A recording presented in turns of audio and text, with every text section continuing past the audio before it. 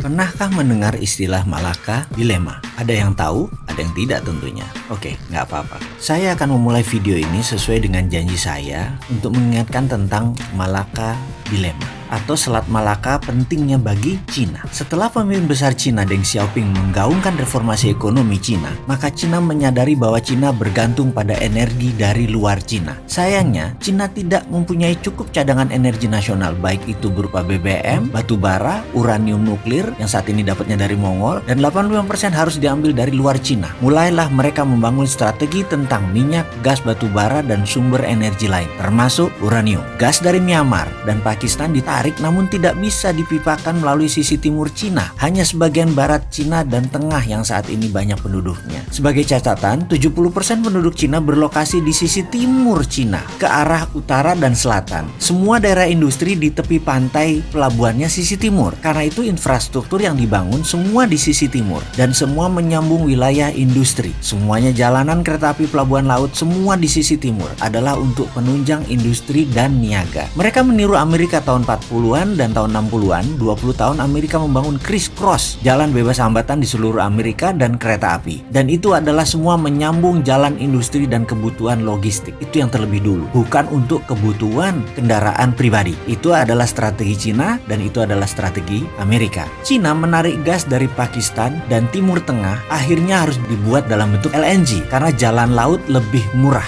Selain itu lebih mudah handlingnya. Energi Cina ditarik juga dari Afrika Timur, dari Afrika Tengah dan dari Timur Tengah atau Selat Hormuz. Semua melalui Pakistan, Myanmar, dan terakhir pasti lewat Selat Malaka. Yang berikutnya adalah Cina perlu batu bara dari Indonesia dan dari Australia yang paling besar. Dan batu bara tersebut semuanya lewat Selat Makassar. Strategi obor Cina, One Belt One Road Cina, ada hal yang ditarget kepada negara-negara pemberi energi Cina, yaitu pasti di trap. Ini yang namanya geopolitik Cina. Kita harus kenal sekali yang namanya geopolitik Cina. Apa buktinya Indonesia misalnya di trap? Sebentar, kita lanjut ya. Sisi tahun 2006, Cina sadar betapa pentingnya Selat Malaka, betapa pentingnya Malaysia dan Indonesia. Karena energi, minyak, dan gas merupakan 60% kebutuhan energi Cina. Maka, manuver terhadap Malaysia dengan membangun aliansi penguasa waktu itu dan petinggi UMNO, dulu adalah Najib, dan berusaha Najib adalah di tangan Cina. Cerita itu bukan cerita angin semilir. Kita tahu bahwa setiap pemerintahan, setiap pemilu, negara asing selalu berkepentingan untuk bermain. Sementara di tahun 2006,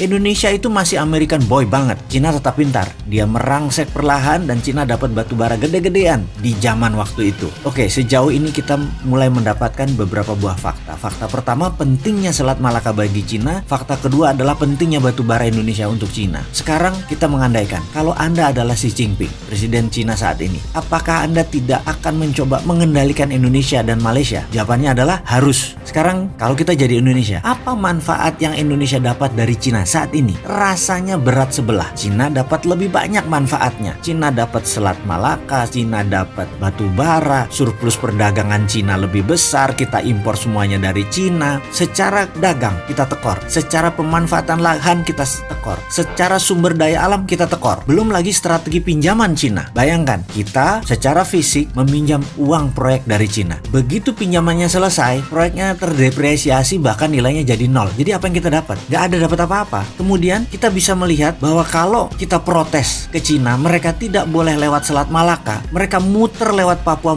Nugini, itu bisa menambah 7 hari baru kapal dari Selat Hormuz bisa sampai Cina. Ini terlihat naif, terlihat kayak anak kecil. Tutup Selat Malaka, terlihat kayak anak kecil. Bayangin, kalau Selat Malaka ditutup kan bisa lewat Malaysia gitu ya. Gak apa-apa, silahkan. Tapi yang terdalam lautnya tetap aja sisi Indonesia. Atau gini deh, apa yang terjadi kalau Indonesia dan Malaysia kompak menjepit Cina? Nah ini menarik, ada kata-kata kalau Indonesia dan Malaysia kompak. Jadi kalau Anda Cina, jangan bikin Malaysia dan Indonesia kompak. Ciptakan konflik terus-menerus dan gampang itu. Lalu ada timbul pertanyaan, jadi konflik itu diciptakan? Jawabannya, ya iyalah. Kalau Anda pernah belajar di Lemhanas, apalagi pernah ikut Sesko TNI Polri, itu pelajaran dasar. Tapi bentar, ada LSM yang sudah diinfiltrasi dengan pemahaman barat bahwa TNI Polri itu pelanggar HAM. Ini sekali lagi, LSM itu dimainkan untuk memperlemah pertahanan dan keamanan nasional. Dan hebatnya lagi, mereka itu orang Indonesia yang nggak sadar bahwa mereka itu pion strategi dari ideological warfare negara asing. Semua demi kepentingan. Disinilah peran pertahanan dan keamanan nasional penting untuk diutamakan sebelum membuat kebijakan nasional. Jangan sampai Kementerian Perdagangan jangan yang di depan, biar jadi raja impor lah kita. Kemudian dari sisi geopolitik, semakin mengerti bagaimana peran Indonesia di mata Cina, semakin mengerti apa kebutuhan Cina akan energi, semakin paham Cina dengan obornya yang mengendalikan 2/3 dunia itu niatnya apa. Sekarang sisi Amerika, butuh tahu paham lebih jauhkah tentang Amerika atau kita bedah Cina lebih detail?